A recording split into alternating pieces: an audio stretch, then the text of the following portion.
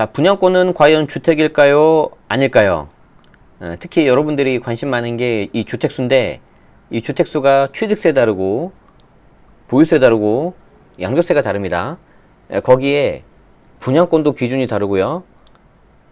또 주택 중에서도 이게 내가 상속받은 거 소수지분도 있고요. 소수지분이 아닌 경우도 있고요. 굉장히 경우의 수가 엄청나게 많다고 합니다. 자, 그래서 그 전에도 몇 번 제가 방송에서 그리고 직방TV에서도 한번 이렇게 정리해드린 적이 있는 것 같은데 여전히 많이 헷갈리고 계속 변하기 때문에 잘 아셔야 된다. 그래서 오늘 이거 기사 가져왔습니다. 출처 밝히고 시작하도록 하겠습니다. 자, 뉴스원에서 나온 기사고요.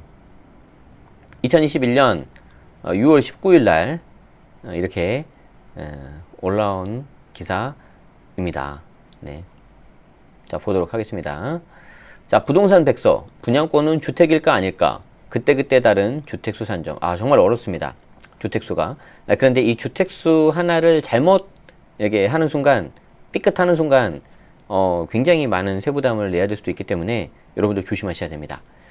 양도세, 취득세 낼 때 주택이던 분양권, 종부세에서는 아니다. 그리고 청약 대출 시에도 각각 다르다.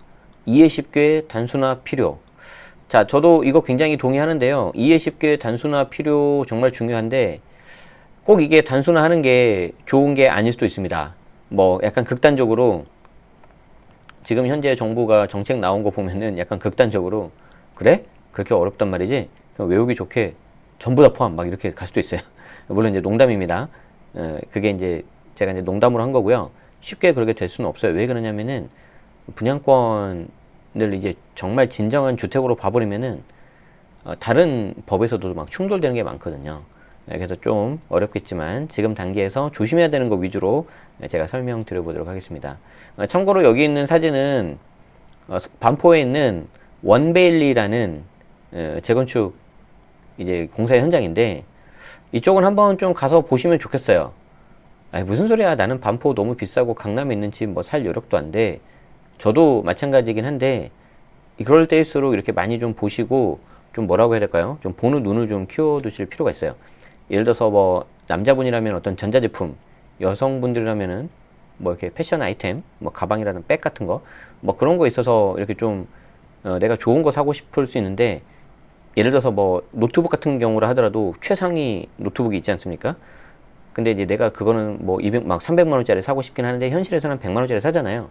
근데 그걸 내가 가지고 있으면은 뭐 동기부여도 되고요. 또 비교도 할 수 있으니까 좋은데 특히 부동산은 이 비교하는 게 굉장히 중요하거든요. 그래서 여기가 왜 이렇게 인기가 많은지, 뭐가 그렇게 좋은지 한번 비교를 해보시고, 아, 내가 그러면은 내 현실에서는, 물론 여기는 안 되지만, 저도 마찬가지고요. 나중에 동기부여 될 수 있잖아요. 그리고 동기부여도 동기부여인데 계속해서 비교를 할 수 있어요. 그래서 내가 있는 곳보다 이게 조금 더 좋아지면은 여기랑 약간 더 비슷한 느낌 나면은 생각보다 가격이 싸면 거기가 내 나름의 기준의 저평가가 될 수 있는 거죠. 그렇게 여러분만의 기준점을 찾아서 물건을 보시는 눈을 키우셔야 됩니다.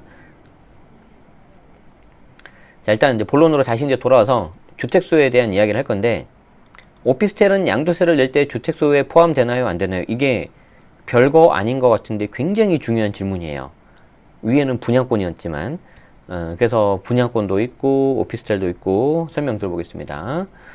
자, 내가 가진 주택이 과세 대상에 포함되느냐? 부동산 커뮤니티에서 흔히 볼 수 있는 질문이다.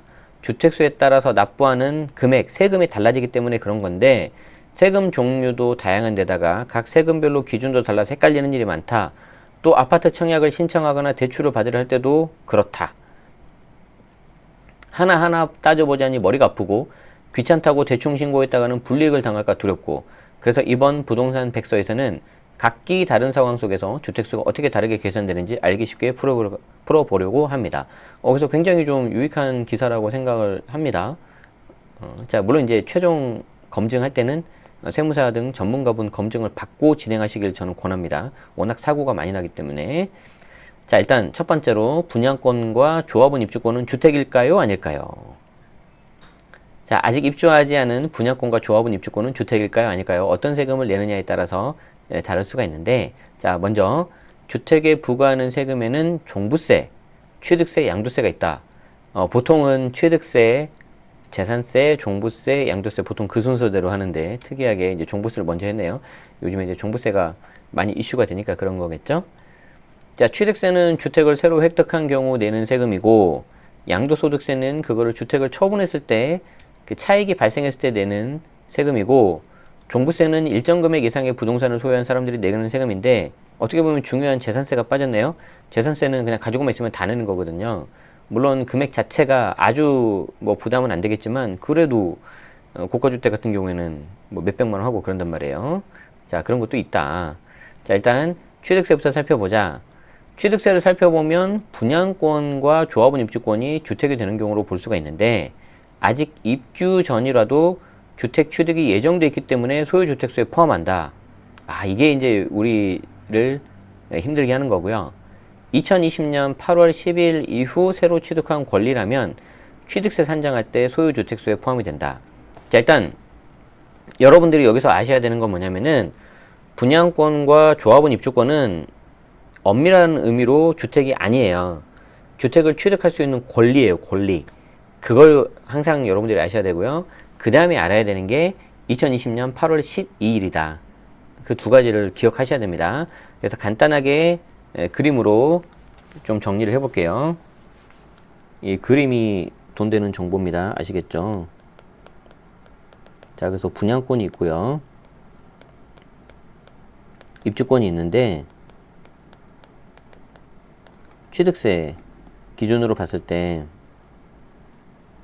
여러분들이 기억을 하셔야 되는 게 2020년 8월 12일, 그래서 이날을 기준으로 해가지고요. 이때는 취득세,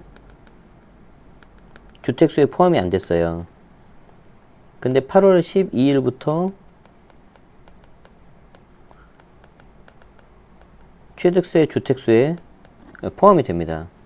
그래서 이게 굉장히 중요해요. 여기. 그래서 내가 주택이 설령 없다고 하더라도 이 분양권과 입주권을 8월 10일 넘어서 사잖아요. 그리고 그 다음에 주택을 사버리면은 이 분양권, 입주권이 취득세, 주택세 카운트가 돼가지고 취득세가 중과가 될 수 있다는 겁니다. 그걸 여러분들이 꼭 구분하셔야 됩니다. 자, 그런데 이것만 해도 약간 머리가 아프려고 하는데 양도소득세가 나와요. 양도소득세를 납부할 때도 2021년 1월 1일 이후 새로 취득한 분양권은 주택에 해당이 된다. 조합원 입주권도 상황에 따라서 양도소득세 과세 대상이 될 수 있다. 이게 뭔 소리야 도대체. 자, 그림으로 또 보도록 하죠. 자, 그림으로 보시면은 분양권, 입주권, 취득세에 대해서 살펴봤는데 색깔을 다르게 해가지고요. 양도세를 좀 볼게요. 양도세는 여러분들이 어떻게 또 구분하셔야 되냐면요. 2020년 1월 1일로 봐야 됩니다. 2021년, 죄송합니다. 자, 그래서 2021년 1월 1일 이후에 취득한 분양권. 얘는 양도세, 주택수에 포함이 돼요. 어렵다. 그래서 이제 이게 서로 약간 충돌하는 거거든요. 지금 이게. 여기 약간 충돌하는 거예요. 그럼 중간에 약간 붕 뜨는 게 있어요. 뭐냐면 입주권. 입주권은 양도세 따질 때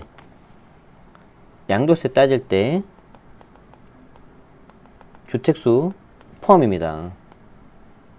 그래서 다른 주택을 팔 때 얘 입주권 때문에 비과세가 안 될 수가 있고요. 이것 때문에 중과가 들어갈 수 있어요. 그래서 이거 굉장히 조심하셔야 됩니다. 그럼 입주권은 언제부터 양도세, 주택수 포함인가요? 원래 지금부터. 그 전부터 계속 포함이었어요. 그 전부터 계속해서 포함이었다. 그 전부터 계속해서 포함이었고, 분양권이 이제 좀 약간 특이한 거죠. 이 분양권이 이제 양도세, 주택수가 2021년 1월 1일, 취득세는 2020년 8월 12일. 외울 게 지금 굉장히 많아지는 거죠. 어려운 거죠. 아시겠죠? 자, 그런데 종부세를 따질 때는 분양권과 조합원 입주권이 주택수에 안 들어간다. 왜 그러냐면 아까도 말씀드렸잖아요. 주택이 아니니까. 엄밀히 말해서 주택이 아니라 권리니까. 그래서 주택이 사라지고 토지만 남은 상황이라는 이유에서다. 좀 황당하죠. 자, 그런데 여기서 또 더 갑니다. 청약과 대출 시에는 분양권과 조합원 입주권은 주택수 산정에 또 포함이 된대요. 종부세를 낼 때를 제외하고 대체로 분양권과 조합원 입주권은 주택으로 계산된다고 정리할 수가 있겠다. 그러니까 이제 이 기사가 좋았던 게 뭐냐면은 세금뿐만 아니라 대출과 청약도 좀 다뤄줘서 좋았는데, 저는 가급적 세금에 대해서만 말씀을 드렸잖아요. 다른 거는, 다른 영역은 제가 잘 모르는 것도 있고 괜히 잘못 말씀드려서 헷갈리시면 안 되니까. 그래서 이제 청약하고 대출 같은 경우에는 보통은 포함이 됩니다. 근데 이쪽은 또 이제 관련된 청약 해주시는 상담사분, 뭐 대출 상담사분, 딜러분 계시잖아요. 그분들 통해서 더 정확하게 좀 알아보시는 게 좋겠습니다. 요 정도만 하도록 하겠습니다. 자, 이것만으로도 충분히 머리가 아픈데 이제 상속도 나옵니다. 상속. 상속은 저도 어려워요. 자, 집을 하나 가진 상황에서 부모님의 집을 상속받는 경우는 어떨까요? 집이 하나 늘었으니 복잡하게 생각할 거 없이 다주택자로 주택수 산정에 포함이 될까요? 자, 원칙적으로는 그렇지만 예외 조건들이 있습니다. 상속주택은 매매나 증여 같은 양도와 달리 본인의 의지에 따라서 취득할 수 있는 게 아니다. 불가피한 상황에서, 즉 이제 부모님이 돌아가셔서 그런 상황에서 획득을 했기 때문에 과도한 불이익을 받지 않게 예외를 둔 거다. 이해되시죠? 그렇지 않아도 부모님께서 이렇게 좀 명을 달리 하셔서 가슴이 아프고 슬픈데, 그렇게 내가 받은 상속주택이 때문에 뭐 비과세가 안 되거나 주택수 카운트되거나 뭔가 불이익을 받으면 더 안 좋겠죠. 그래서 이제 세법에서 약간 적절하게 조정을 해주는데 그게 또 이제 복잡합니다. 자, 일단 먼저 취득세입니다. 취득세 같은 경우에는 상속일로부터 5년 이내의 5년 이내에는 그 상속주택이 주택수 산정에 포함되지 않습니다. 그러니까 내가 상속을 받았다. 그러면 그 상속을 받은 날로부터, 정확하게는 상속 개시일로부터 5년 안에는 해당 상속주택이 취득세, 주택수에 포함이 안 되기 때문에 다른 거 사실 때 취득세, 주택수에 안 들어가요. 취득세 얘기입니다. 취득세 이야기. 자, 물론 상속으로 취득한 주택이라 하더라도 5년 이내라면 1주택자 세율이 적용이 되고, 다만 5년이 넘어도 계속 보유하면 다주택 세율을 적용받게 됩니다. 그러니까 다른 거 살 때 그렇다는 거예요. 다른 거 살 때. 아시겠죠? 상속주택이 있는데 다른 거를 예를 들어서 2개, 3개를 사요. 그러면 두 번째, 세 번째 사는 건 또 취득세 중과 적용되겠죠. 무조건 1주택 세율 1에서 3%는 아니고. 이해되시죠? 자, 양도소득세도 비슷한 유예 조건이 있는데, 기존에 가지고 있던 주택을 상속받은 주택보다 먼저 처분하면 상속주택은 주택수 산정에서 제외가 됩니다. 반대로 상속주택을 먼저 팔면 주택수 산정에 포함이 됩니다. 이거는 우리 그 절친분들이라면은 기존에 멤버십 특강에서 아마 다 보셨을 거라고 생각이 되는데, 좀 약간 추가 설명을 좀 해야 될 것 같아요. 자, 상속주택.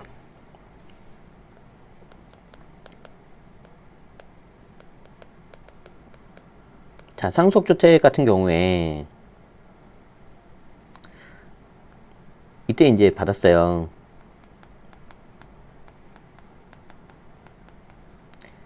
그리고 나서 이렇게 5년이 지나지 않았다. 그럼 이때 이제 상속주택을 받지 않았겠습니까? 그리고 나서 여기에 뭐 A주택, B주택 하면은 이 A, B 취득세 주택수에서 이 상속주택은 제외된다는 거예요. 물론 5년이 초과되면 포함이 되고요. 아시겠죠? 이런 식으로 상속주택 취득세 할 때는 그렇게 하는데, 양도세는 또 달라요. 양도세는 또 달라요.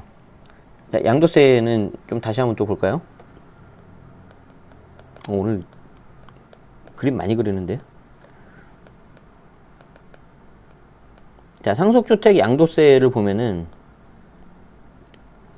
자, 먼저 기존 주택이 있어야 돼요, 이렇게.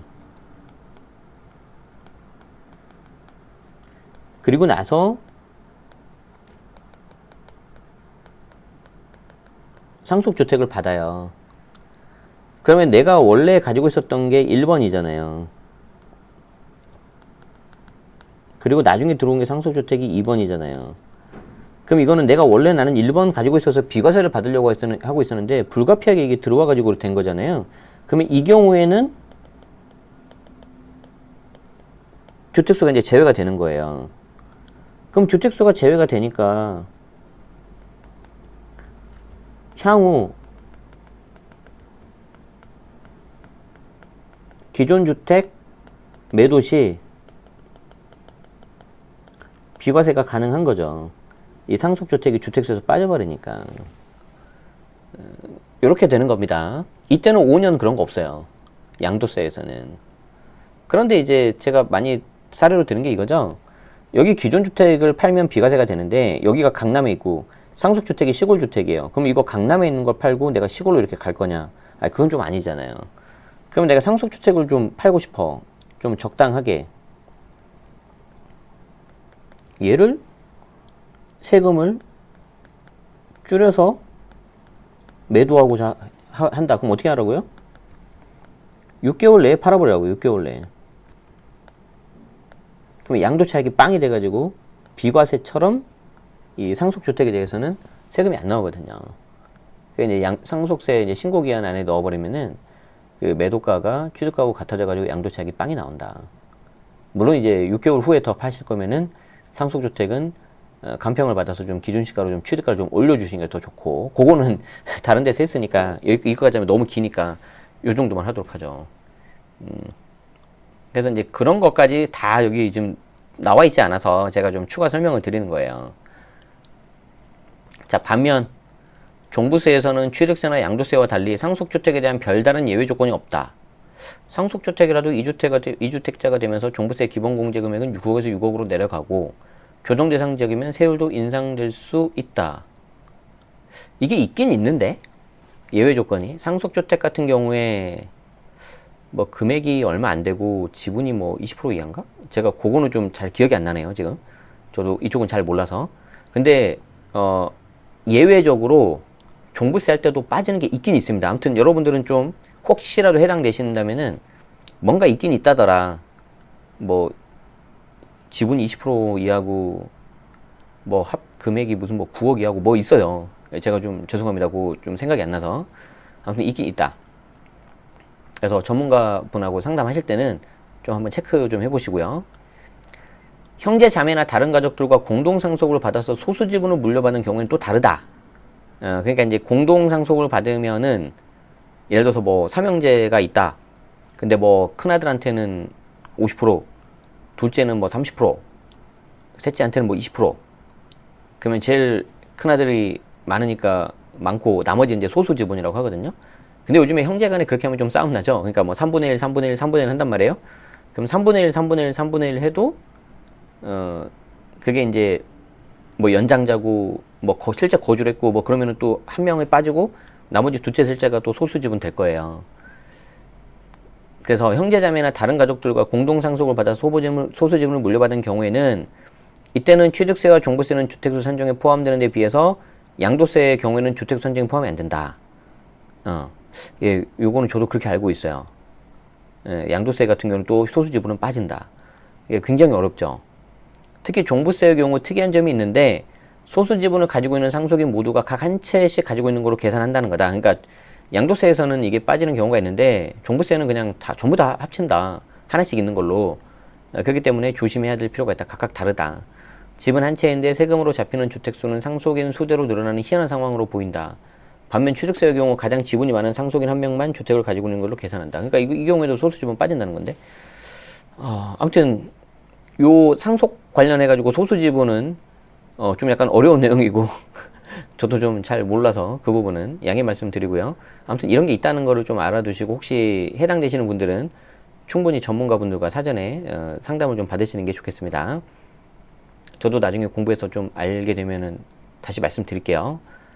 항상 공부하는 제네시스 박이 되도록 하겠습니다.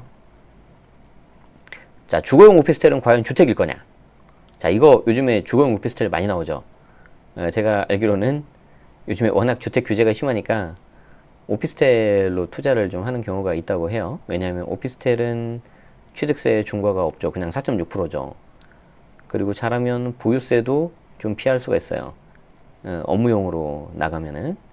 그리고 양도세도 업무용으로 나가면 중과 안 들어가니까 뭐 해볼 만하다 라는데, 일단 한번 봅시다.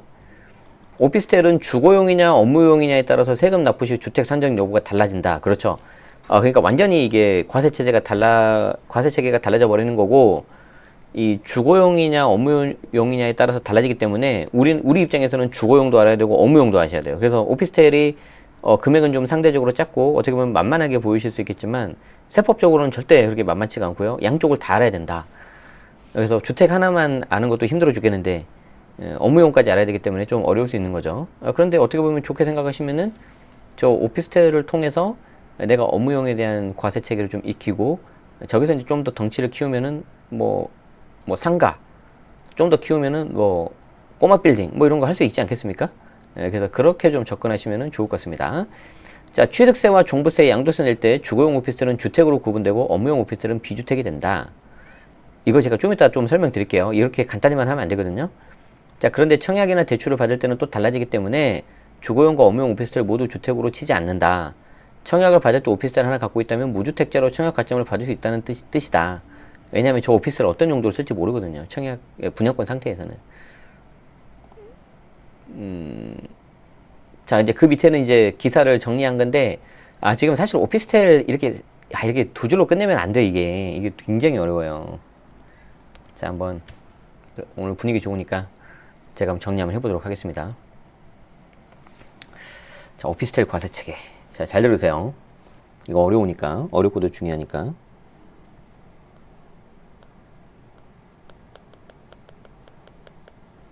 오피스텔 과세 체계. 자, 일단 취득 단계.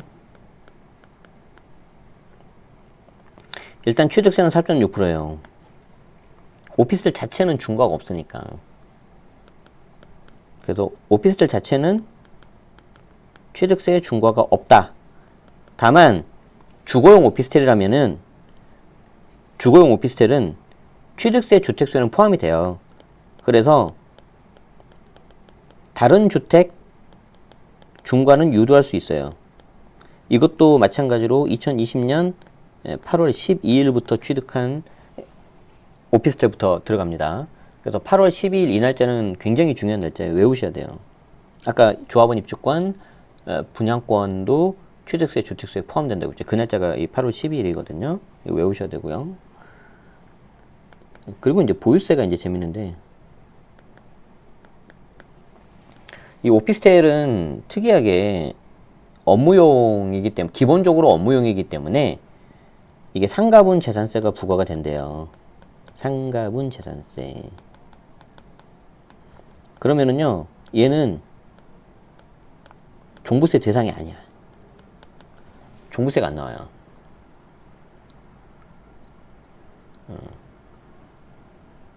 이 경우에는 종부세가 안 나온다. 다만 어떤 게 문제가 되냐면은,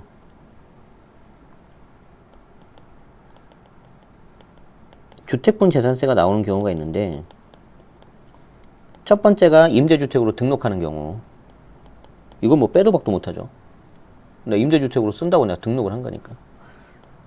2번 변경 신청하는 경우가 있어요. 왜? 여기 상가분 재산세보다 이 주택분이 조금 더 작거든요. 세금이. 적게는 몇만 원, 뭐 약간 많게는 1, 20만 원 이런 식으로. 일부러 변경 신청을 했어. 근데 주택분 재산세가 부과되면 이때는 종부세 과세 대상으로 들어가 버려요. 이게 이제 종부세 과세 대상 되면서 종부세 주택수에 포함돼 버리는 거죠. 진짜 조심하셔야 돼요. 자, 그 다음 양도. 지금 뭐 오피스텔을 아예 그냥 특강을 하고 있네. 얘는 실제 사용 용도에 따라 달라져요. 실질과세 원칙. 그래서 주거용으로 쓰면 양도세 주택수 들어가고요. 당연히 중과 들어가겠죠. 당연히 중과 들어가는 겁니다. 상가, 업무용으로 쓰면요. 그냥 일반 세율 들어가요. 중과 이런 거 없어요.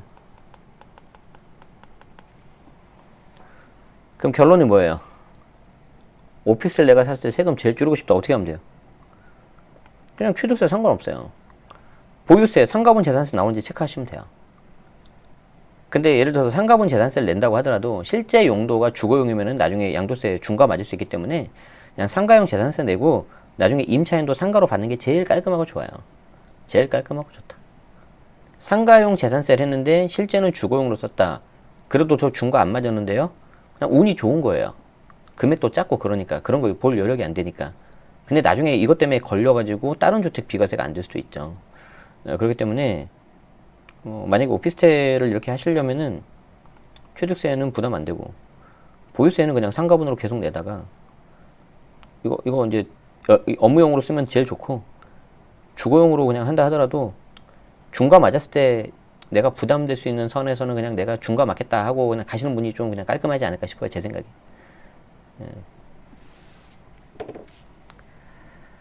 그게 어떤 게 있는지 한번 생각을 해보세요. 이 정도만 하죠.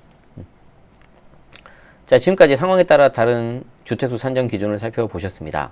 최대한 쉽게 풀려고 했지만 복잡한 건 어쩔 수가 없습니다. 다 전달해드리지 못했지만 공동소유주택, 소형 저가주택, 이건 뭐지? 소형 저가주택?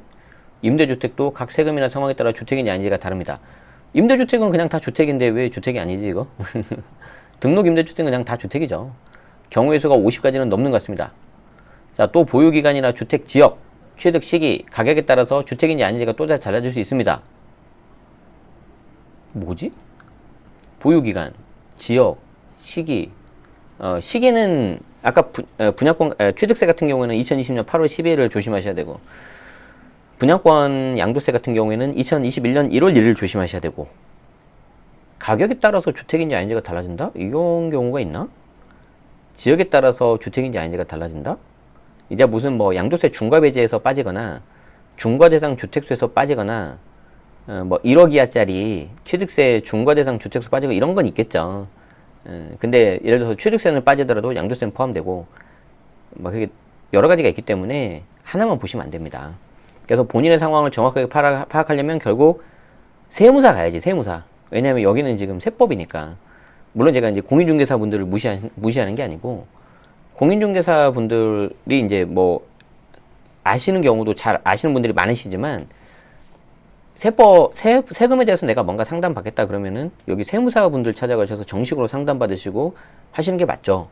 설령 제가 세금 관련해서 유튜브 채널을 운영하고 있지만 설령 제 말도 100% 믿으시면 안 돼요.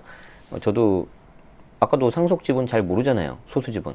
잘 모르는 경우도 있고 저도 방송하다 보면 실수할 수도 있기 때문에 그렇기 때문에 공인중개사분들 말은 참고만 하시고 내가 실제 어떤 계약서를 쓰거나 매도 하실 때는 반드시 세무사분들 찾으시고 검증하신 다음에 하시는 게 좋습니다. 저 같은 불인으로서도 눈이 팽팽 도는 정책입니다. 이해하기 너무 어려운 세제라면 몰라서 억울하게 피해를 당하는 국민도 적지 않을 것 같습니다. 상황에 맞는 금액을 부여하는 것도 중요하지만 조금은 조건을 단순하게 만들어서 눈에 쏙 들어오도록 만드는 작업도 필요해 보입니다. 이 말이 꼭 좋은 건 아니라니까요. 그래? 너희들이 그렇게 어렵다는 거지? 야, 그럼 취득, 보유, 양도 다 필요 없고 시기 다 필요 없고 그냥 무조건 전부 다 주택수 넣어줄게 이러버릴 수 있어요. 그럼 끝나요. 그러면 그렇기 때문에 꼭 이렇게 심플하게 하는 게 좋은 건 아니다. 아시겠죠? 네, 좋습니다. 네, 오늘 어떠셨습니까? 제가 봤을 때는 기사 내용도 기사 내용이지만 제가 여기 패드를 통해서 이거는 거의 뭐 강의 자료를 바로 만들 수 있는 그런 수준이에요. 그쵸? 너무 정리를 잘한 것 같은데? 약간 민망합니다. 그래서 여러분들 여기 있는 내용 잘 복습하시고 관련해서 궁금하신 분은 멤버십 분들은 좀 댓글로 남겨주시면 거기에 대해서 피드백을 좀 드리도록 하겠습니다. 제가 원래는 좀 방송이 끝나고 좀 남아가지고 이렇게 좀 질문도 좀 받고 하는데요. 제가 다음 주 이게 6월 말까지 아주 좀 정신이 없습니다. 그래서 부득이하게 현장에서 질문 받는 거는 좀 제가 생략을 하고요. 우리 멤버십 분들은 댓글 남겨주시면 제가 한꺼번에 좀 시간 몰아가지고 피드백 드릴 수 있도록 하겠습니다. 뭐 굳이 제가 멤버십과 비멤버십을 차별하려는 건 아니고 그 약간 어느 정도 눈높이가 맞아야 돼요. 이게 그 세금이란 게 워낙 좀 복잡하고 어려워서 그래서 이제 그 제가 멤버십 분들한테는 항상 질문할 때도 좀 이렇게 하고 기본적인 내용 좀 숙제해가지고 하라고 이렇게 좀 하거든요. 그래서 그런 거니까 좀 양해 말씀드립니다. 그리고 제가 질문을 다 이렇게 뭐 이렇게 드릴 여력이 안 되잖아요. 지금 저도 다른 것도 해야 되기 때문에 그래서 그 부분은 저도 고민이긴 해요. 어떻게 하면 좀 효율적으로 하고 여러분들한테 좀 많이 좀 도움을 드릴 수 있을까.